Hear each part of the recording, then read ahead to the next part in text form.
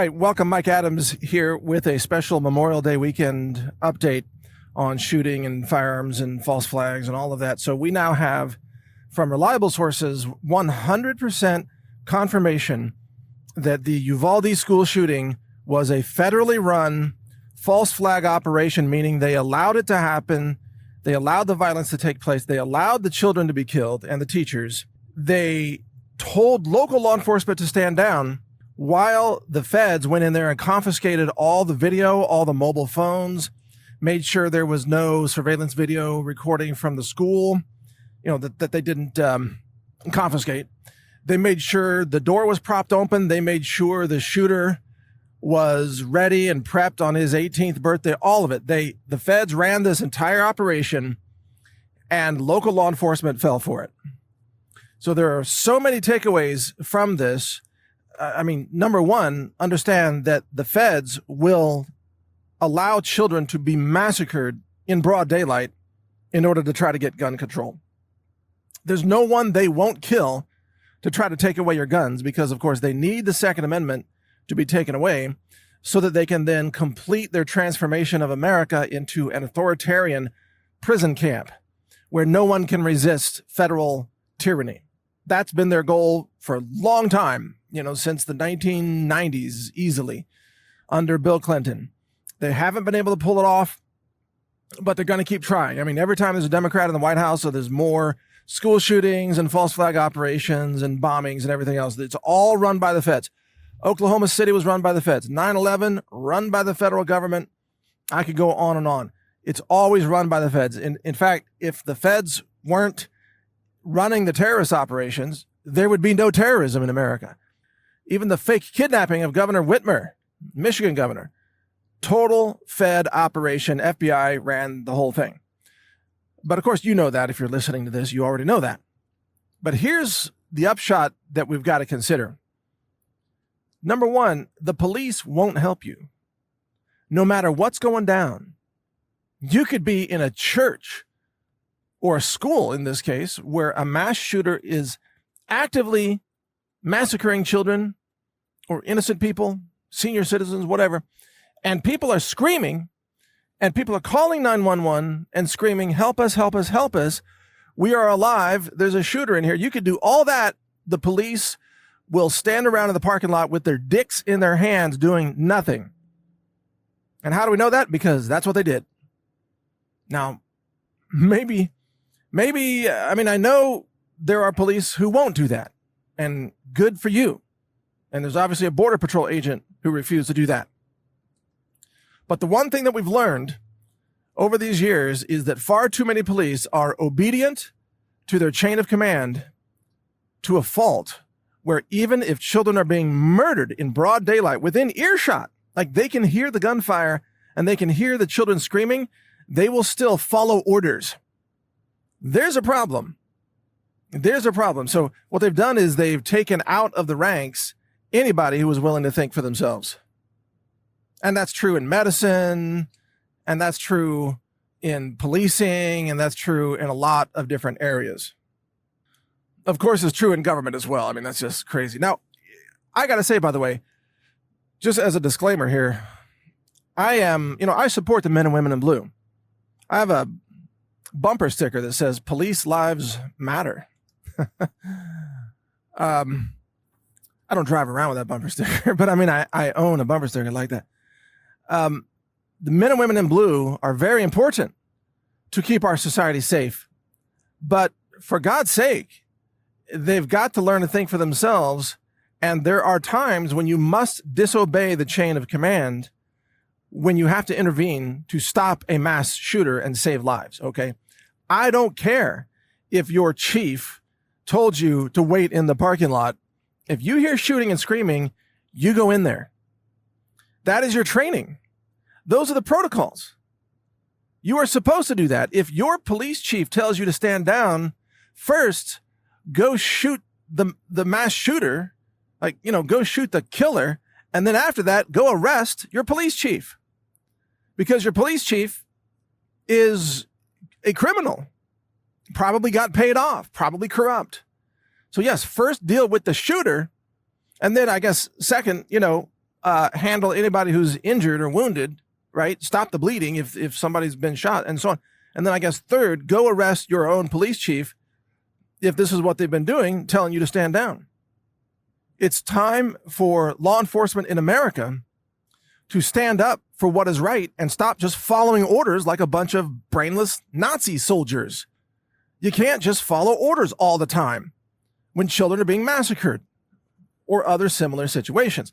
But anyway, for you and I as, civilians, I just want you to understand that if you call police, you might as well just freaking jump off a tall building or something, because you call police, it's pointless. It's useless. They're probably not going to show up.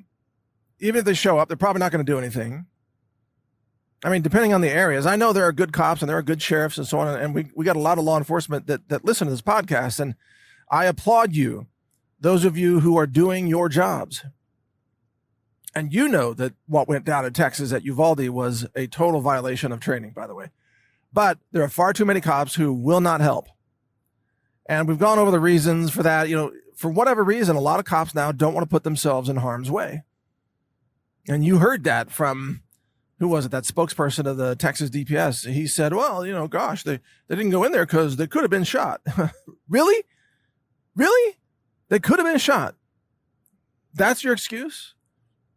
Because I'm pretty sure when you sign up to be a cop, I'm sure you sign a big, long disclaimer that says you could be shot. I mean, you're putting your life on the line. Now, maybe we should pay cops more. I'm pretty sure we should. And I know we should equip them more. They need better gear. They need shields and battering rams and everything in every vehicle. So there's more we could do to support cops. But don't tell me they're not going to go in because, they're afraid to get shot. Really? Okay. Unbelievable. As I said on the Alex Jones Show, that's like a firefighter rolling up on a burning building with people dying inside, and the firefighter's saying, I can't go in there. I might get burned. That's your job. You are a firefighter. Like, think about it. It's like a pilot. I don't know, like an Air Force pilot flying a fighter jet. I can't fly that plane. I might get hit with a missile. Yeah, that's your job, man. What are you waiting for? So with the big takeaway here being that police will not help you. Increasingly, that is the case. Even if they want to, they don't have the training or they don't have the number of members on the force to be able to respond in a timely manner, because society's breaking down. Everything's going insane. There's too many crazy shootings anyway. This means you have to be your own first responder. So what does that mean, being your own first responder? Well, whatever the emergency is, you are your first best response, even if you then call for help. But again, that help's probably not coming. So how long does it take you to draw your pistol and fire it at somebody who's trying to murder you? Well, even with a little bit of training, most people can do that in 2 to 3 seconds. And those of us who've had a lot of training can do that in just under 1 second. And I know because we've done all kinds of timing drills and everything. But yeah, to get that under a second, to pull and aim and fire in under a second, that takes a lot of training. But it can be done. In any case, an untrained person or a barely trained person can still do it in 2 or 3 seconds. Or let's just say it's 5 seconds. Well, the police are 20 minutes away. So would you rather respond in 5 seconds or 20 minutes? Or even if the police are fast in your area and they respond in 5 minutes, because that's a fast response, would you rather respond in 5 seconds or 5 minutes? Well, 5 seconds is when you carry your firearm loaded, ready to go, and you've got training and you've got it on your hip, you're ready to go. 5 minutes is when, I don't know, you run around and try to find your phone, you try to dial 911 while dodging bullets, I guess, or something.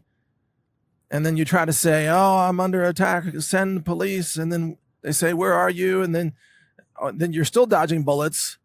And then you have to give them your address, or maybe they know it from the 911 call. But somehow you got to communicate all this while not getting shot.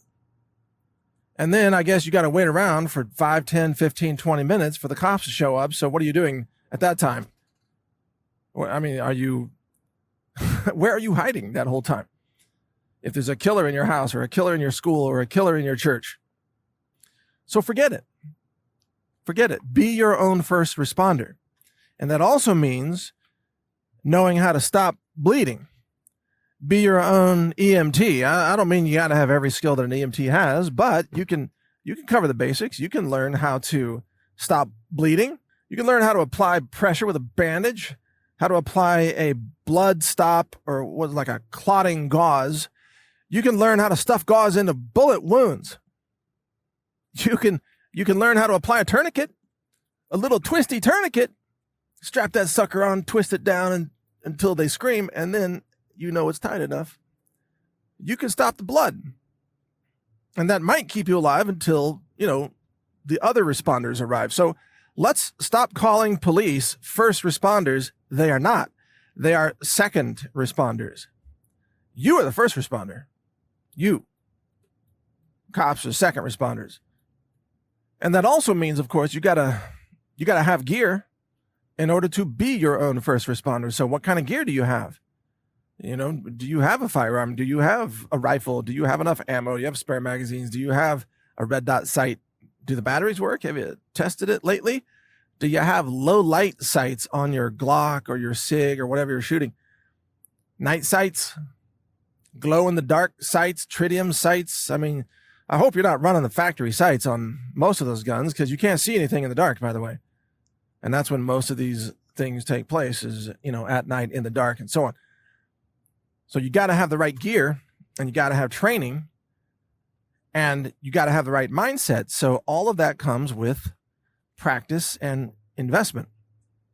So stay tuned on my situation update this coming week. I'm going to be endorsing a firearms manufacturer that makes a rather extraordinary folding firearm that allows you to deploy an AR-15, even in 300 blackout, that can be folded and put into a backpack so that you can respond and deploy that firearm and help stop mass shooters. So that's going to be in my podcast, I think Monday morning, the Situation Update podcast. So watch for that. You're going to love that. I'm also going to do a whole video on that and show you how this thing works because it's really amazing. It's a real breakthrough in kind of firearms deployment technology. You're going to like it. So also be sure to check out my free downloadable book. It's called Resilient Prepping, and that's available at resilientprepping.com. It's an audiobook plus a printable PDF transcript. resilientprepping.com. Thank you for listening. Take care. A global reset is coming, and that's why I've recorded a new 9-hour audiobook. It's called The Global Reset Survival Guide. You can download it for free by subscribing to the naturalnews.com email newsletter, which is also free. I'll describe how the monetary system fails. I also cover emergency medicine and first aid and what to buy to help you avoid infections. So download this guide. It's free. It's my gift to you simply because I want like-minded people to survive.